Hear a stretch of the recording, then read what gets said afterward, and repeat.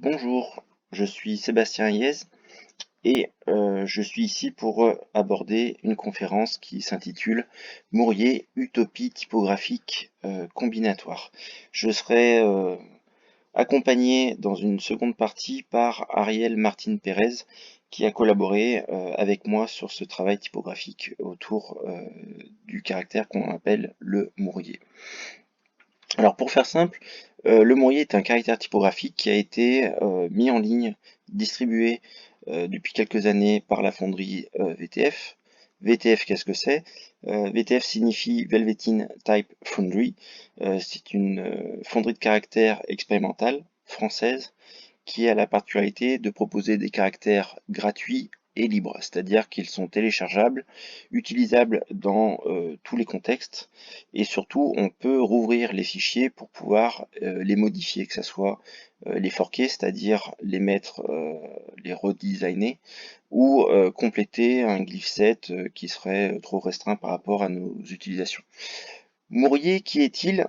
Éric Mourier est né en 1939. C'est un graphiste danois, même si son nom paraît complètement francophone. Il a été formé à la lithographie dans les années 60. Il a enseigné depuis les années 66 jusque dans les années 80. Et il dirige actuellement un studio de design graphique avec son épouse qui s'appelle Mette. Il est aussi l'auteur de plusieurs livres. Alors il est très peu connu en dehors du cercle danois, mais c'est un designer qui a reçu de nombreuses distinctions, dont une qui est à peu près l'équivalent du Chevalier des Arts et des Lettres. Il est surtout designer de livres, ainsi que designer de timbres nationaux. Et on peut deviner derrière son portrait quelques-unes de ses réalisations, dont l'alphabet qui nous intéresse particulièrement, qui est juste derrière sa tête. Mourier, je l'ai découvert, son caractère, dans un petit livre qui s'appelle Nouveau alphabet de A à Z, qui est une version française, éditée aux éditions du Chêne en 73. Un petit livre conçu par Herbert Spencer, un grand éditeur anglais, accompagné de Colin Forbes. Et donc j'ai trouvé ce petit livre pour une poignée d'euros. Il contient principalement des caractères contemporains, donc du début des années 70, à la fois ornementaux ou plus expérimentaux, notamment le New Alphabet de Wim Cruvel qui est dans l'image du haut. Et puis il y a donc une double page où on voit cet alphabet extrêmement étrange. Alors, pour le détailler, il a une utilisation très particulière, c'est-à-dire que on a réussi avec d'autres membres de VLDV Team de retrouver la trace du designer, Éric Mourier, et on lui a demandé l'autorisation pour recréer ce caractère. Et il m'a envoyé gentiment, sans me prévenir, ce petit document. Ça s'appelle The Myth About Bird Bee.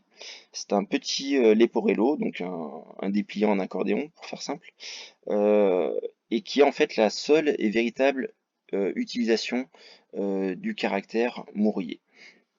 Il se présente sous un petit format replié de 10 cm de large par 21 de haut. Il a été designé entièrement à la main en 1970. Mourier m'expliquait qu'il a photocopié chacun de ces petits caractères en modèle réduit, qu'il a découpé au cutter et collé un à un sur un texte entier. Et donc ce petit dépliant comprend aussi, comme on peut le voir au centre de l'image, un autre petit dépliant qui lui est dactylographié et photocopié, qui présente une introduction. L'ensemble du texte, hormis ce petit dépliant introductif, est rédigé en danois. Knut Holten, c'est un poète et écrivain danois, toujours vivant il me semble, qui a écrit, sur l'invitation d'Éric Mourier, un texte qui a pour vocation d'être entièrement mis en page dans ce caractère que l'on va voir. La mise en page est relativement libre, donc ici on a une vue du Leporello qui est quasiment entrouvert. Il est beaucoup plus grand que ce qu'on peut voir ici. Il est imprimé en noir ainsi qu'avec une couleur ocre. La couleur ocre fait ressortir à la fois les folios mais aussi des initiales. Le texte est composé de façon relativement libre, c'est-à-dire qu'on a des sortes d'habillage ici en diagonale par exemple, en plein milieu de la page. Euh, et donc c'est un projet relativement expérimental.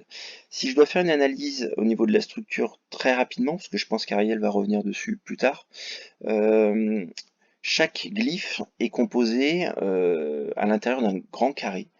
Et chaque glyphe est subdivisé dans un ensemble de 7 modules en largeur et en hauteur. C'est-à-dire qu'au total, nous avons 49 modules. On a ici l'alphabet qui est entièrement composé, et je vous ai mis en introduction, en très grand format, le caractère qui correspond à la lettre A. Donc on a d'abord ce premier jeu de contraintes qui est d'avoir des glyphes carrés et inscrits à l'intérieur de 49 modules. Autre contrainte, chaque tracé doit rester ouvert. C'est-à-dire que si je prends l'exemple de la lettre X qui est ici en grand, le plus simple serait de rajouter l'équivalent d'un pixel ou en tout cas d'un module pour fermer la lettre et bien comprendre que nous avons deux parties qui vont s'entrecroiser en leur centre.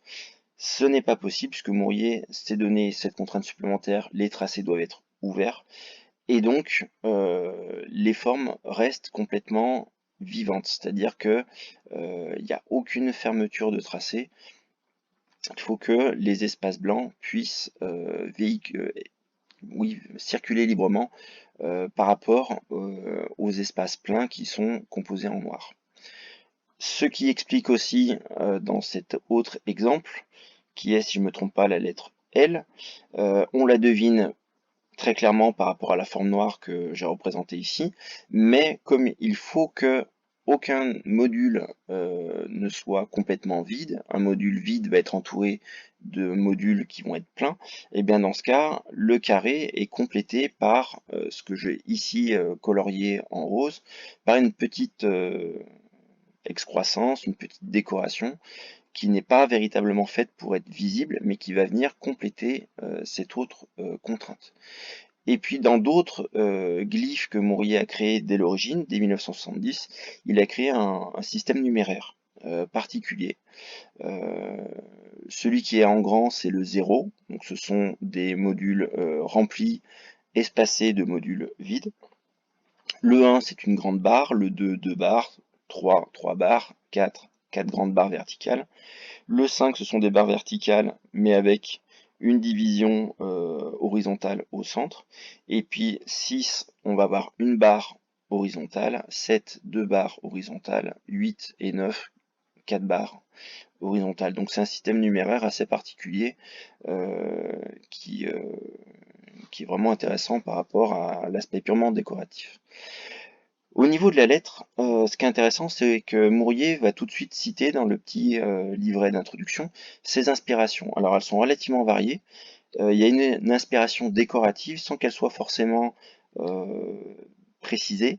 Donc ici, je vous ai à la fois présenté des ornements décoratifs qui rappellent des motifs sur de la céramique ou des carreaux de ciment.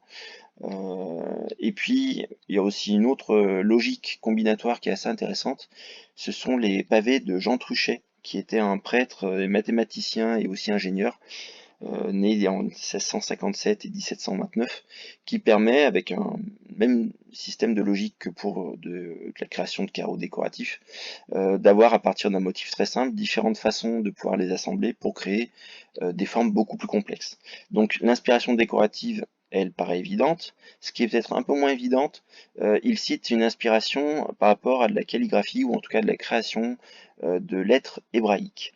Alors j'ai trouvé ces quelques modèles où on a à la fois des linéales et géométriques qui pourraient peut-être un petit peu faire penser au caractère de Mourier, même si je pense que c'est pas forcément ce genre de caractère qu'il avait en tête. Et puis d'une façon très classique, un peu comme les lettres humanistes de la Renaissance, on a parfois des tracés régulateurs qui sont inscrits dans des carrés. Mais en tout cas, de son côté, l'inspiration hébraïque est citée. L'inspiration aussi pas très évidente, mais du cunéiforme. Je pense aussi pour un côté extrêmement exotique dans tous les sens du terme, à la fois très original et très obscur par rapport à des références habituelles. Moi, ce qui m'intéressait aussi, c'est de voir, même si lui ne le citait pas, une influence par rapport au style de calligraphie arabe, le style koufik géométrique, qui est un style ornemental qui est plutôt dédié à l'inscription architecturale. C'est un jeu de lignes, de plein et d'espace.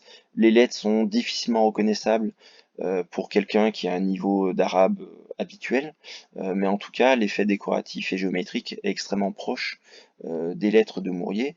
Et puis, une autre référence qui souvent peut aussi faire écho, c'est le QR code, même si du temps de Mourier, il n'existait bien sûr pas du tout, mais en tout cas, on est vraiment dans un style graphique par rapport aux lettres de Mourier qui ne paraît pas du tout éloigné de ce qu'on peut connaître actuellement. Ce qui m'intéresse aussi, c'est que le projet de Mourier, c'est un projet qui me paraît utopique. Et il est utopique dans plusieurs cas. Il est aussi utopique dans son utilisation, c'est-à-dire au sein de la page. La structure, comme je vous l'ai dit, est libre, c'est-à-dire qu'on va avoir des habillages plus ou moins éclatés, avec parfois des jeux de diagonale pour habiller la page. C'est quelque chose qui n'est pas si éloigné de l'usage que pouvaient faire les futuristes en matière de typographie. Ici, j'utilise les mots en liberté de Marinetti. C'est non seulement la page au niveau de sa structure qui paraît éclatée, c'est aussi la page dans son format ou sa façon de se déplier. Donc ici, dans ce cas-là, on a vraiment une page qui fait presque office d'affiche et qui vient de complètement sortir de la reliure fermée. On est en 1970 lorsque Mourier crée sa typographie.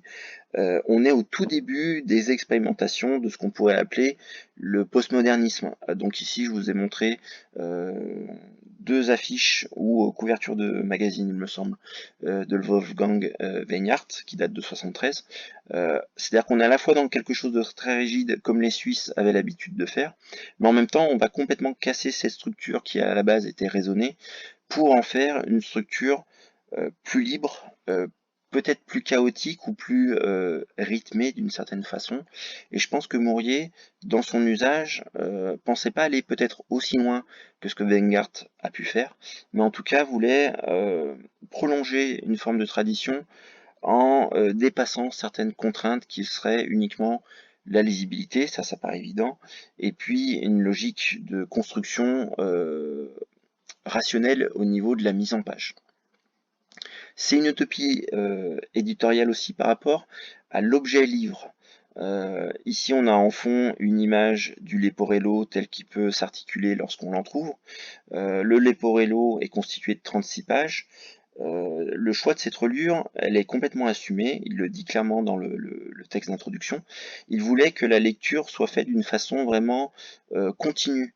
C'est-à-dire que on a certes plusieurs pages, mais c'est un seul et unique long défilement, ce qui finalement n'est pas si éloigné d'habitudes de lecture contemporaine, lorsqu'on va lire sur tablette, sur écran, sur smartphone, d'avoir un système de slide, de défilement, ce qui fait que notre lecture finalement n'est jamais vraiment interrompue par un geste qui viendrait briser la lecture. C'est une utopie éditoriale. On a donc quasiment aucune couleur, on a le noir, mais on a cet ocre aussi. Je vous montre un détail, tout en haut on a justement un chiffre, donc c'est le 3, c'est la troisième page. Donc les folios sont en tête et en couleur, en ocre. Et puis la typographie est monocamérale, c'est-à-dire qu'elle n'exploite uniquement l'alphabet sous une seule forme. On a entre guillemets des majuscules ou des minuscules, mais on n'a pas une cohabitation. Donc on n'a qu'un seul jeu d'alphabet, et donc pour faire comprendre qu'on a une capitale initiale, une majuscule, bah dans ce cas, Mourier a décidé de colorer la première lettre en ocre. On a aussi un aspect complètement hermétique, ésotérique, voire cryptographique de la page.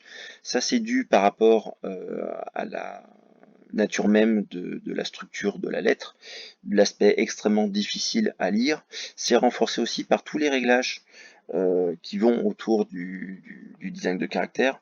C'est-à-dire que si le module principal est composé de 49 petits modules, chaque espace correspond à la largeur d'un petit module. C'est-à-dire que entre deux caractères, l'interlettrage est de un module. L'espace qui est entre deux caractères, un espace entier, lui correspond à un caractère qui serait entre guillemets vide.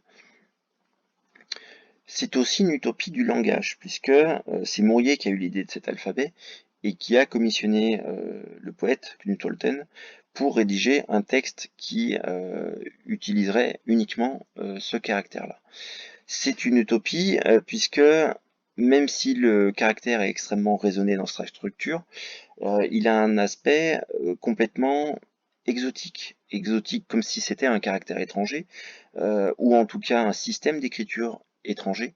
Il y a quelque chose de très machinique, de très industriel, on pourrait dire, à la fois dans le choix de ce module qui est carré, tous les glyphes sont carrés, et puis de la radicalité de la structure de la lettre.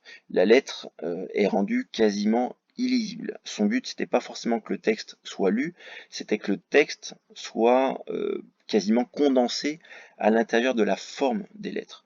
Là, je vous ai mis trois mots que j'ai entre guillemets transcrits à côté dans une des typographies de Velvetine. Alphabet pas du tout évident à reconnaître, Velvetine non plus, typographie encore moins. Les chiffres peuvent un petit peu se décoder une fois qu'on a vu l'ensemble, on peut trouver une certaine forme de logique, mais en tout cas de temps en temps les lettres perdent vraiment complètement en lisibilité. Alors cette utopie du langage, par le biais d'une forme très géométrique, rendue complètement illisible, elle n'est pas forcément si nouvelle que ça. Mourier n'avait pas forcément idée d'autres références anciennes, mais on va voir que la volonté que Mourier avait de créer un caractère utopique dans sa forme et dans la façon de transcrire un texte, elle était déjà inscrite depuis plusieurs siècles. Le cas le plus évident, c'est le caractère Utopia, qui a été créé par Thomas More. C'est un caractère qui a vu le jour autour de 1516, il me semble légèrement après. 1516, c'est la date de parution du livre Utopia de Thomas More, qui était rédigé en latin, où il décrit une île utopique justement, qui permet à ses habitants de connaître le bonheur. Et puis quelques années après, vient se rajouter un addenda, où un petit feuillet présente une typographie, un système d'écriture qui est un alphabet, où on a quasiment l'ensemble des lettres existantes en latin et qui sont présentées sous des formes géométriques, parfois subdivisées avec des encoches, des points, mais en tout cas on retrouve des cercles, des demi-cercles ou arcs de cercle, triangles, coins et des rectangles plus ou moins subdivisés. Donc là aussi, Thomas More voulait complètement s'éloigner des références habituelles. Il vient citer cette langue utopienne comme étant bien plus étrange que les caractères indiens, perses, syriens, etc. C'est-à-dire ceux qui étaient déjà connus mais très peu rencontrés dans l'Europe de la Renaissance. Et puis il vient préciser que ces caractères sont vraiment complètement étrangers à nos habitudes. Le caractère de More n'a pas connu de véritable utilisation, à part ce petit feuillet, exactement de la même façon que Mourier n'a exploité sa typographie uniquement pour la publication de son petit livret. Alors ici on a deux autres exemples, on a la version gravée par Éric Gilles en 1929, dans une des éditions qu'il a mis en page, et puis bien avant, très peu de temps en fait après la publication du livre original, Geoffroy Tory, qui dans son champ fleuri a gravé une planche qui présente l'alphabet utopien. Une autre utilisation intéressante, c'est le Utopia in Utopia, publié par Dan De Leon, mis en page par le studio Abac, et qui présente une nouvelle version de la typographie utopienne, mais cette fois-ci colorée dans un style propre d'habitude à une typographie gothique. Donc on a une espèce de pied de nez entre la radicalité des formes originelles, qui sont complètement géométriques, et puis une version contemporaine qui reviendrait dans le passé en redonnant une couleur ancienne à un caractère qui était déjà en fait extrêmement audacieux pour l'époque. Et puis l'alphabet utopien, il a eu de très très rares utilisations. On a quelques utilisations pour des festivals de culture qui vont présenter cette écriture rendue illisible. Et puis d'autres utilisations utopiques pardon, de la typographie, ça peut être dans les lettres patentes de loge, c'est-à-dire que les francs-maçons avaient une écriture particulière qui pourrait presque être cryptée et qui était composée de cette façon de modules, de formes géométriques, parfois accompagnés de points, et qui était complètement illisible pour le non-initié. On pourrait citer aussi l'écriture des filous, qui est ici à gauche, ou soit alors une polygraphie et une écriture universelle kabbalistique, qui est à droite. Dans tous les cas, ce sont des écritures qui sont complètement éloignées de références culturelles et qui exploitent la géométrie d'une façon particulièrement inventive et radicale. Et puis cette utopie du langage, elle est aussi présente dans le présent d'Éric Mourier, de façon très très simple dans les caractères expérimentaux de Wim Cruvel. Donc les deux petites photographies que je vous ai mis sont tirées du livre où j'ai retrouvé le caractère de Mourier, et puis la couverture rouge de la publication New Alphabet. New Alphabet par Cruvel, c'est une typographie qui n'a jamais existé véritablement. Il l'a conçue pour lui-même dans un but technique, un certain défi, l'affichage sur les écrans à cristaux liquides, et l'utilisation n'a été vraiment exploitée que sur cette publication qui a été rééditée il y a quelques années. Mais en tout cas, ce n'est pas une typographie qui a eu énormément d'usage. Et puis un autre collaborateur de Wim Cruvel, c'était Jorian Schroeffer, né en 26, mort en 90, qui a souvent collaboré avec le maître pour créer des alphabets. On reste dans les pays du Nord, le Danemark n'est pas très loin. Je pense que Mourier avait forcément eu vent de certaines expérimentations de Schroeffer. On va pas parler de plagiat ou d'inspiration, mais en tout cas, l'état d'esprit est dans l'air du temps, et ce genre d'expérimentation avait déjà lieu. Et puis, il y a un futur. Le futur de Mourier, c'est entre guillemets notre présent. Ici, on a quelques visuels de Maurice Meyer, qui est un designer américain. J'ai mis aussi l'adresse du site web. Il connaît très bien le travail de Schroeffer. Il a d'ailleurs travaillé sur des nouvelles expérimentations interactives. Je vous conseille d'aller voir son site. Et puis il a créé ce caractère, le cast Proto 2 en 2017, qui a à la fois un caractère modulaire et qui est fait pour être à la fois programmé de façon numérique et aussi réalisé en volume. Donc là, on a quelques petites maquettes sous forme de papier. On pourrait citer aussi le travail de Simon Renaud, français, avec les caractères cipher dans ses différentes variantes A, B, C, D, E. Ce sont des typos pixels qui ont la particularité d'être rendus quasiment illisibles en intervenant soit sur, on va dire, le bruit de la lettre, la façon de placer les pixels, et puis la gestion de l'interlettrage, en le réduisant complètement, en supprimant l'approche de pair, pour au final avoir des caractères qui sont collés quasiment les uns aux autres et qui traduisent un espèce de bruit graphique. Au niveau de l'utilisation, le Mourier est un caractère tellement audacieux que depuis 7 ans, il me semble qu'on l'a mis en disponibilité sur le site de VTF, de Velvetine. Il a finalement connu très peu d'usage. On pourrait le voir de façon très fine en pied de page en pied de couverture de ce graphe-zine, designé par Julie Bassino, en titre relativement lisible pour une fois, sur une affiche pour un événement dont c'était le troisième numéro, l'événement GLU. On a ce support, il me semble que c'est un t-shirt designé par Paul Jurgens, et puis un usage beaucoup plus récent qui nous a assez surpris au sein de VTF. La chanteuse Beyoncé a développé pour son dernier album une gamme entière de merchandising qui utilise entre autres le mourier de façon plus ou moins timide ou en tout cas par petites touches. Black is King et qu'on retrouve ici au centre d'un t-shirt, mais il est aussi exploité dans énormément d'autres supports. Donc voilà pour la partie, on va dire, un peu plus historique et théorique du caractère mourier, et je vous laisse maintenant avec Ariel Martin Pérez. Merci beaucoup. Bonjour tout le monde, c'est Ariel Martin Pérez et je vais vous parler du futur et du développement de Mourier, du coup, de cette fonte que j'ai fait ou que d'autres personnes ont fait pour l'adapter à sa version actuelle. Donc, pour ceci, je vais commencer par le 20 mai 2020. Et cette journée, c'était la journée où on a reçu un mail sur la boîte mail de Velveteen Type Foundry, qui était un mail d'un designer russe qui s'appelle Alexander Kondratenko. Et dans ce mail, il a proposé une nouvelle version de Mourier en cyrillique.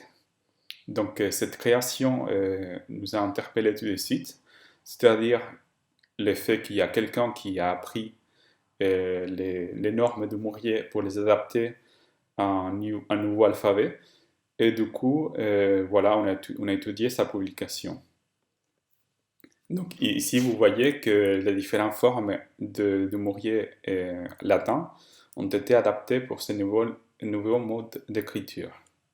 Donc à continuation, je vais présenter des différentes caractéristiques de la version de Mourier cyrillique par Alexander Kondratenko. La première caractéristique, c'est une certaine archaïcité, un certain caractère archaïque. C'est-à-dire que j'ai remarqué que la forme de certaines lettres était un peu ancienne. Et ici, c'est le cas de la lettre D. Donc, si vous voyez en bas de l'écran, vous verrez que cette lettre, telle qu'elle est présentée, elle vient du cyrillique ancien et pas du cyrillique contemporain. Et cette forme triangulaire de la lettre D, on la retrouve notamment dans des alphabets d'architectes qui ont été créés au 19e siècle.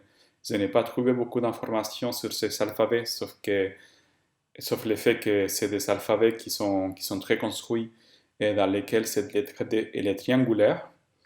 Et du coup, à continuation, je vais décrire comment cette lettre D elle a évolué dans les temps et pourquoi on retrouve ces formes aujourd'hui. Donc, cette lettre D de l'alphabet cyrillique vient de la lettre delta. Ici, on voit une interprétation contemporaine de la lettre grecque delta. Ensuite, on a eu la lettre Dovro du cyrillique ancien au 9e siècle, qui était elle aussi triangulaire. Et ce parcours, ça s'est fait à travers d'un alphabet qu'on appelle l'alphabet glagolitique, que je ne vous montre pas ici, mais qui est le premier alphabet slave. Ensuite, on a deux évolutions possibles.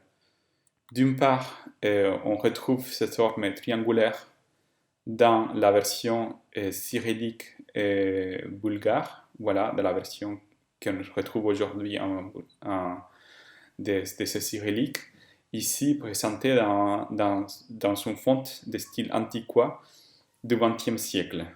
Et par la suite, du coup, cette forme triangulaire arriverait au Mourier version d'Alexander Kondratenko en 2020. Une autre option, c'est l'option plus contemporaine, c'est-à-dire qu'il y a eu deux réformes du cyrillique. Je vous invite à étudier l'histoire du cyrillique, c'est très intéressant. Du coup, une première réforme au XVIIIe siècle par Pierre le Grand, et ensuite une autre réforme au XXe siècle qui a latinisé, qui a stabilisé les formes de cyrillique pour retrouver la version la plus commune aujourd'hui dans toutes les fontes de cet alphabet. Et du coup, voici ma version, c'est ma interprétation de cette lettre pour les Mourier en 2020. Donc, vous trouvez les deux versions sur la fonte telle qu'elle est aujourd'hui. Mais la version qui est proposée par défaut, c'est la version ancienne qui a été proposée par Alexander. Par la suite, je me suis demandé si on avait des capitales pour les latins, pourquoi ne pas avoir des bas des cases pour faire cette fonte encore plus complète. Et du coup, j'ai commencé à faire des recherches pour essayer d'établir comment ces formes en bas des cases seraient créées à partir des capitales.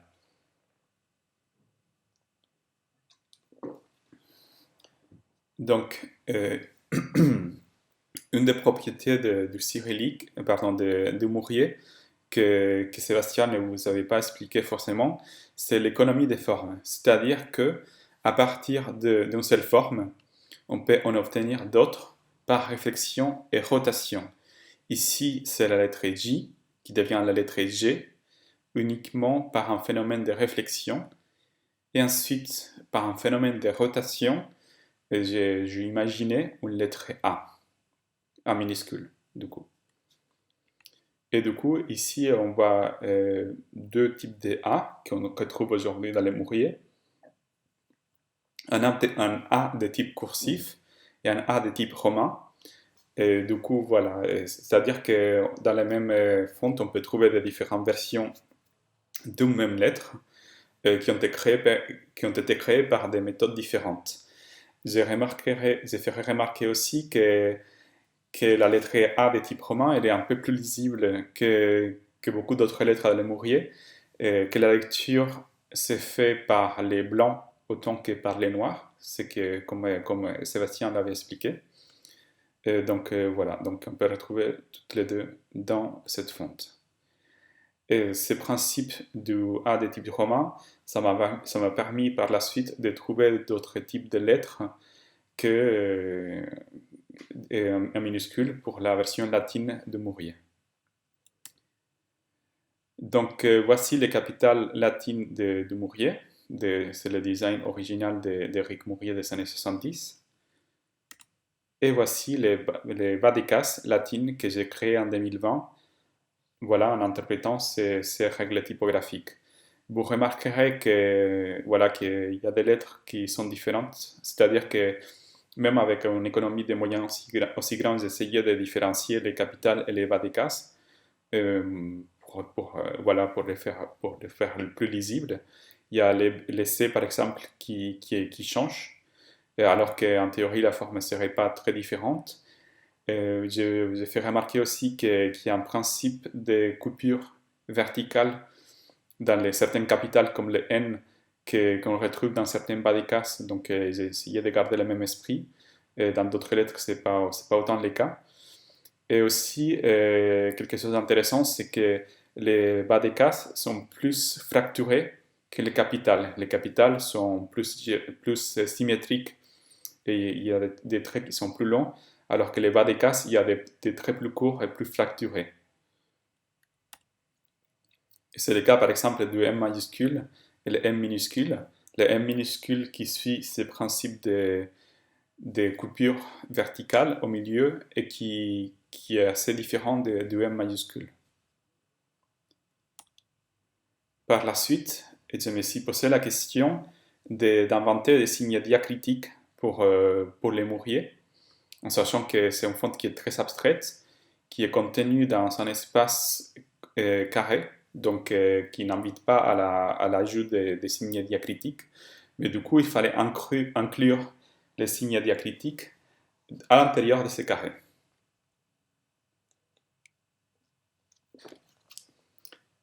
Donc, j'ai commencé à faire des recherches et j'ai imaginé que ces lettres, qu'à partir de ces lettres, que ce soit des capitales ou des bas de case, on pourrait faire des versions plus courtes et du coup qu'il laisserait la place à une ligne qui soit posée sur la ligne supérieure ou voilà, sur la dernière ligne en bas pour inclure ce signe diacritique. Ici, par exemple, je vous montre les cas du A. Du coup, les A, on a une version totalement carrée quand il n'y a pas de signe diacritique. Et quand il y a des signes diacritiques, il y a une version qui est raccourcie, ce qui laisse la place pour inclure une ligne supérieure. Ici, c'est les A graves en minuscule. Et voilà. Et du coup, en fait, si on suit strictement les principes de Mourier, à partir d'une ligne, on obtiendrait 13 possibilités différentes, en sachant qu'on ne peut pas laisser des places vides aux extrémités de cette ligne. C'est-à-dire que la seule manière d'introduire des espaces en blanc, ça serait à l'intérieur de la ligne. C'est pour ça que je ne vous ai pas montré d'autres possibilités. Du coup, à partir de ces 13 possibilités, j'ai essayé de trouver des similitudes plus conceptuelles que formelles avec des différents types de signes diacritiques. Donc, à continuation, je vais expliquer comment, même de manière très abstraite, on peut trouver des ressemblances entre ces signes diacritiques et ces lignes fracturées qu'en principe, on n'aurait pas de similitudes. Donc, voici les différents signes diacritiques que j'ai attribués à ces différents types de lignes. Et à continuation, je vais vous parler du cas du tilde. Donc voilà, cette espèce de petite virgule qui se pose sur les n tilde ou ñ. Et voilà, et pour ces signes diacritiques, j'ai choisi 4 points. C'est une logique que je vais vous expliquer à continuation. Et si on connaît l'histoire du ñ, en fait, on sait que ça vient d'une superposition de deux lettres n, dont une devient très petite et qui devient une espèce de signe diacritique sur l'autre pour créer la forme telle qu'on la connaît aujourd'hui. Et du coup, dans cette forme, en forme de trait du n tilde, on retrouve 4 points, donc 2 extrémités et 2 points d'inflexion. Et c'est en ce principe que je me suis basé pour attribuer 4 points au tilde dans mon design de Mourier. Voilà. Voici un autre principe, du coup, c'est les aogonèques. Les ogonèques, c'est une espèce de terminaison, ça veut dire littéralement petite queue, qui se trouve en bas à droite à certaines lettres de certaines langues. Et du coup, en fait, ici, c'est représenté par un point. Et ces points, ça veut dire simplement qu'il y a quelque chose là-bas. C'est-à-dire qu'il y a un élément là-bas, un signe diacritique, et comme le seul signe diacritique qui se trouve en bas à droite des lettres dans l'alphabet latin, c'est d'habitude un ogonèque, ce ne peut pas être qu'un ogonèque. Voilà, c'est pour ça que je choisis ces points pour représenter l'ogonèque. Ici, vous voyez ces aogonèques dans une autre fonte typographique. Donc, vous voyez qu'il est en bas à droite. Et voilà, même si c'est de manière très abstraite, on retrouve cette position dans les aogonèques de Mourier. Pour les cécédilles, du coup, en fait, on se retrouve avec un signe qui est identique à l'accent grave, sauf qu'il n'est pas positionné en haut de la lettre, mais en bas. Et pourquoi il y a cette similitude? C'est-à-dire que je me suis inspiré de certaines cécédilles dans lesquelles voilà, la cédille est représentée par un trait qui ressemblerait à un accent grave. Et du coup, c'est pour ça que ce même type de signe qui représente un accent grave quand il est en haut, en position supérieure de la lettre, ici en position inférieure, ça représenterait une cédille. Donc, en conclusion, pour certains cas, on se retrouverait face à une déduction naturelle, c'est-à-dire qu'on a des signes qui sont identiques, mais par élimination, on peut leur donner, par déduction et élimination, on peut leur donner des significations différentes. Et du coup, ici, c'est le cas de C avec caron, et du coup, dans laquelle ces 3 lignes représentent un caron, c'est 2 points et une ligne représente un caron. Et si on les place par contre sur un G, ça devient un signe en forme de virgule. Et pourquoi? C'est parce qu'à cause de cette économie des moyens, on n'avait plus de signes disponibles pour représenter des virgules sur les lettres. Et du coup, j'ai récupéré les signes caron, mais comme il n'y a pas de G avec caron, ça n'existait pas, du coup, ces signes élongés, dans ces cas-là, c'est cette espèce de trait central et long qu'on pose au-dessus de lettres, dans ces cas-là, représenterait un virgule et pas un caron comme dans le cas du C. Je me suis retrouvé aussi, quand j'ai développé cet alphabet, avec un énigme typographique, c'est-à-dire que dans le design de Mourier, les A avec un anneau, l'anneau c'est un signe qu'on utilise dans certains alphabets nordiques, c'était représenté par deux signes identiques, ou une espèce de répétition qui ressemblait un peu au A. Et du coup, en faisant des recherches, je me suis rendu compte que dans l'alphabet danois, donc voilà, que dans la langue parlée par Éric Mourier, les A avec un anneau, ça se prononce comme un A long, c'est-à-dire un A, voilà, comme deux A mis à côté, A, voilà. C'est pour ça qu'Éric Mourier, il avait choisi de mettre deux A côte à côte pour représenter cet A avec anneau. Et du coup, j'ai gardé ce principe dans ma version de Mourier. Et c'est un principe aussi qu'on peut retrouver sur d'autres caractères de Mourier original et du coup de ma version sur les différentes versions. Par la suite, du coup, puisqu'on avait les capitales et les minuscules pour les latins et les capitales de cyrillique, je me suis posé aussi la question de savoir si on ne pouvait pas faire des bas de case en cyrillique. Donc voici quelques recherches que j'ai fait au crayon. Et du coup, voilà, ici on a les capitales en cyrillique développées par Alexander Kondratenko et les bas de case en cyrillique que j'ai développés qui sont différentes du coup des capitales, même si dans certains cas, en fait, dans les cyrilliques, les bas de case, c'est juste des versions un peu plus courtes des capitales. Donc, dans certaines lettres, il n'y a pas de différence finalement, parce que c'est trop compliqué de faire une version différente. Mais quand j'ai pu, j'ai fait une version qui était un peu différente des capitales en cyrillique. Donc, c'est les lettres de la lettre K.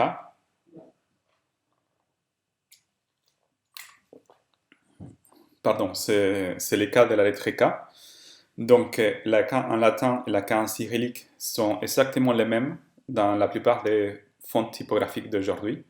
C'est à cause de la latinisation de l'alphabet cyrillique qui fait que ces signes sont identiques.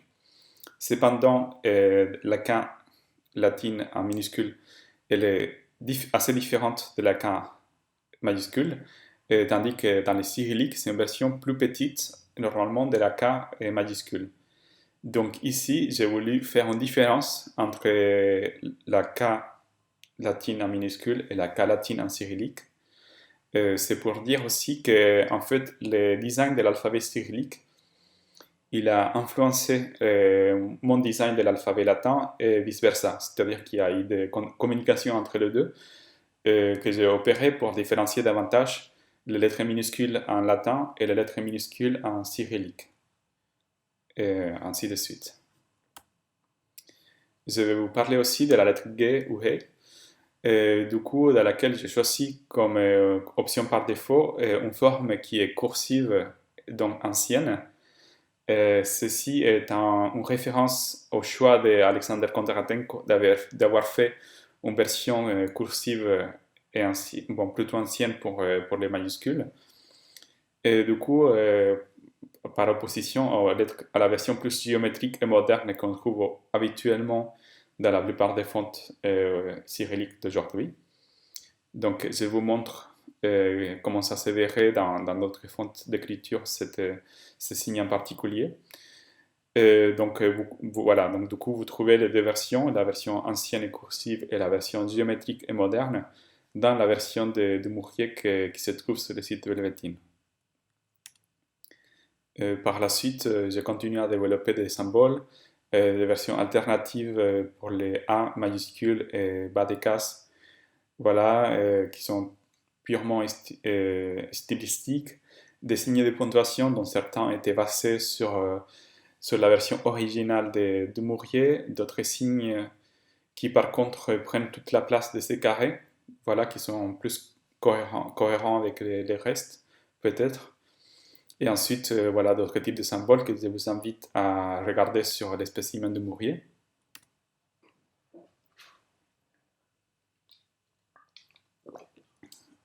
Je vais juste m'arrêter brièvement sur les chiffres, donc qui dans les Mourier d'origine étaient très abstraits.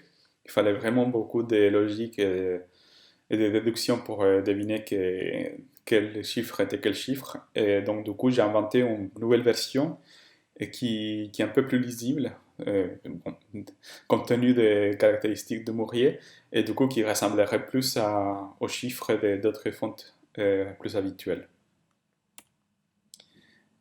Donc, pour conclure cette conférence, je vais vous parler de la lecture comme expérience.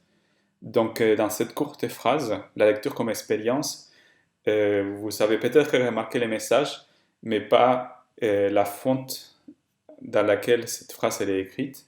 Je suis aussi exprès le Times New Roman pour que vous vous concentriez sur les messages et pas sur la forme des lettres. Cependant, si on utilisait la fonte Mourier pour écrire cette même phrase, là, la question est toute autre. Voilà, la signification de la phrase passe en deuxième plan. Il faut lutter, je dirais, pour extraire de la signification à chaque signe. On ne peut pas les lire aisément. Et ça demande une certaine connaissance voilà, de la construction, une certaine interprétation. Donc, en fait, il y a une certaine expérience qui se produit à travers de la lecture, pas uniquement à travers la signification du message qui est écrit, mais aussi par les choix typographiques. Donc cette caractéristique de Mourier des traits carrés, ça permet de faire des constructions modulaires, donc des mises en page que je vais vous montrer à continuation. Donc, par exemple, je me suis amusé à créer un carré typographique, peut-être que vous le reconnaîtrez. Donc, à gauche, en empilant ces lettres pour créer un signe quadrillé. Et ça permet aussi des compositions du coup à la verticale, à la manière de l'écriture japonaise. Et voilà, et ainsi par la suite, on pourrait inventer d'autres types de dispositions à la diagonale ou en boustrophédon, c'est-à-dire que les lettres elles suivent un parcours et que les parcours déterminent aussi la direction des caractères, c'est-à-dire qu'il y a des caractères qui se mettent en miroir selon les sens de ces parcours.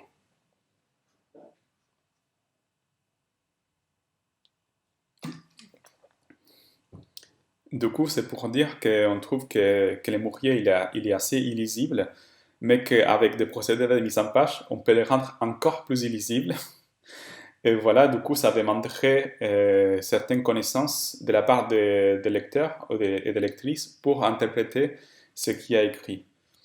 Donc, par exemple, dans cette version de Mourier en cyrillique dont j'ai fait une composition, il faudrait d'abord que les personnes qui lisent aient conscience qu'il s'agit d'un système d'écriture, parce que c'est pas évident, ça ressemble à des symboles abstraits et géométriques et pas du tout écrits.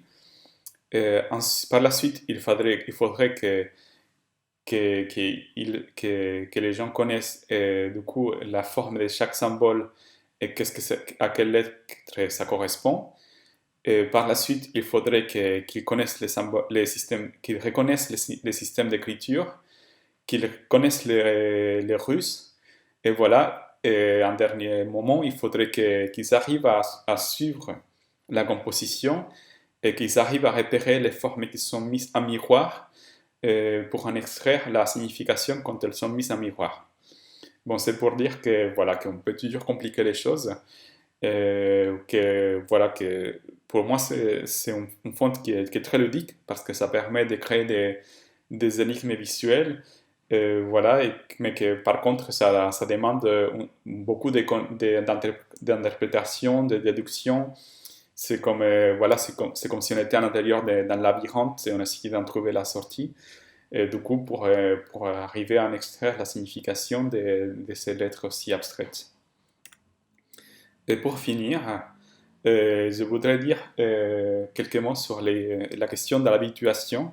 C'est-à-dire que dans la lecture, plus on est habitué à lire un caractère, plus facile la lecture devient. Donc, dans mon cas, quand je travaillais sur les Mourier, je me suis rendu compte que j'arrivais à les lire de mieux en mieux vite, de mieux en mieux, et du coup de plus en plus vite. Et du coup, c'est pour vous, en tout cas pour tous les gens qui arrivent à cet alphabet et qui ne le connaissent pas, c'est très illisible, mais avec un peu d'habituation, on arrive à reconnaître la forme de lettres plus facilement.